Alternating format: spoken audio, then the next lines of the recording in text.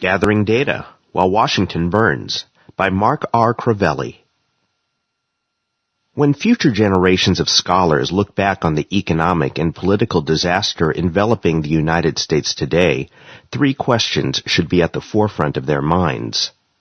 First, they should wonder whether the many generations of politicians that collectively engineered this economic and political disaster were either, 1, too outrageously stupid to know that what they were doing would produce such a dreadful catastrophe, or 2, whether they were so evil and underhanded that they did know what they were doing would result in disaster, and yet they did it anyway. Second, they should wonder how the American people could possibly have been so stupid and gullible as to believe that government spending, borrowing, warring, jailing, regulating, and above all, taxing could produce anything but an economic and political catastrophe for themselves and their fellow countrymen. Finally, they should wonder what the hell their predecessors in the academic world were doing before and during the American Empire's descent into poverty, tyranny, and war. Searching for answers. I hope that the answer to the first question, while important for reconstructing a complete historical narrative for the period, will not be of particular interest to most future scholars. Ascertaining whether generation after generation of Americans managed to elect mostly scoundrels or mostly idiots is not particularly edifying in itself, except in those cases where idiocy and villainy overlap in a spectacular way. It will be far more interesting for them to simply observe that democracy managed to produce a situation in America where only scoundrels and idiots were in charge of telling everyone else what to do.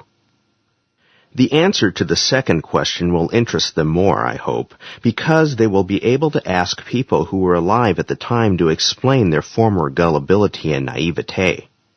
Their own parents, for example, will be able to regale them with tales about how they simply took it on faith that democracy was the best possible form of government, and this blinded them from even considering the possibility that Washington was full of idiots and crooks. It is the third question that I hope will most interest future scholars of this dark period in American, nay, world history. They will be confronted with the glaring fact that virtually all of the economists and political scientists of the period leading up to and during this great disaster were running around collecting data on less than useless projects while the world economy collapsed, the American political system devolved into full-blown despotism, and most Americans sank into desperate poverty. And virtually none of them saw it coming. The last question will hopefully interest future social scientists first and foremost, because men involved in this particular field pride themselves on being members of a select group of people in human history who have scientific answers to the most important and consequential social questions confronting man. It should come as a monumental embarrassment to future social scientists to observe that their mainstream predecessors were worse than useless for both predicting and remedying the disaster that began in 2007. It should disgust them to learn that virtually all mainstream economists, including the most decorated among them, were so clueless about the impending economic disaster. It should disgust them even further to learn that the only remedy these supposed academic luminaries had to offer the American government and public was to print up more green paper and to borrow more money from the Chinese. It should shock them to learn that the most prestigious political science journals were publishing articles about attitudes toward immigration and race relations at the very moment that the European Monetary Union was on the verge of collapsing. It should shock them still further to learn that, at least as late as 2010, many in the discipline of political science still believed in the democratic peace theory, at the very moment that Israel, the United States, and the rest of democratic Europe continued their multi-decade crusade to raise and depopulate the Middle East. It should be hard for future social scientists to believe that these men of science, these supposed beacons of erudition, were so completely clueless and useless for the world exactly when the world needed them most. The root of the problem. If they dig into the matter more deeply, future social scientists will ultimately arrive at the fundamental cause of the appalling failure of today's social scientists to predict or offer solutions to the disaster. They decided to adopt empiricism as their method for studying man. In the first third of the 20th century, the social sciences adopted the method of natural sciences as their model for studying social phenomena. This led them to assume that nothing about the social world could be known until one went out and collected data to test one's hypotheses, just like physicists and geneticists do. The necessary result of the adoption of this empiricist epistemological and methodological model was that social scientists would always be behind the curve of any emerging social phenomenon. If one has to wait for the data to test hypotheses, one can say virtually nothing concrete about emerging conditions until well after important and revolutionary events have already occurred.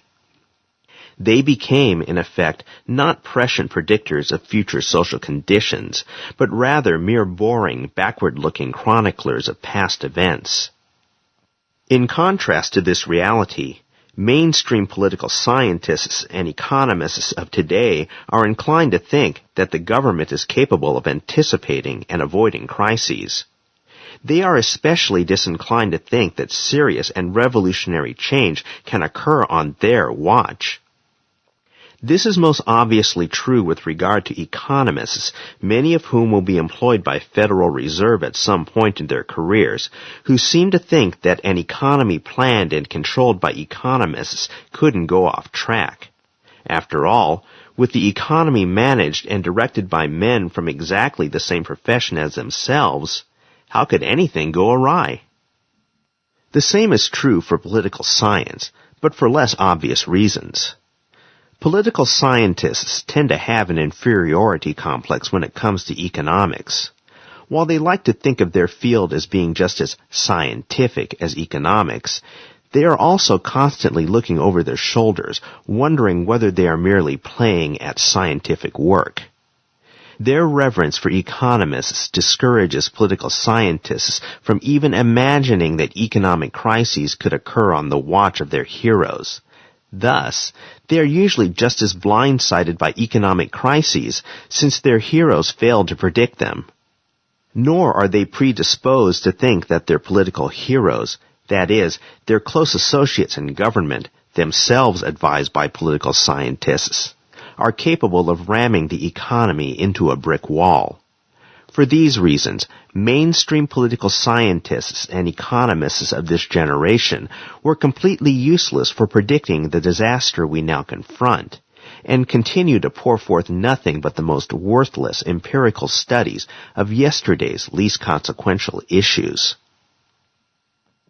Tomorrow's experts.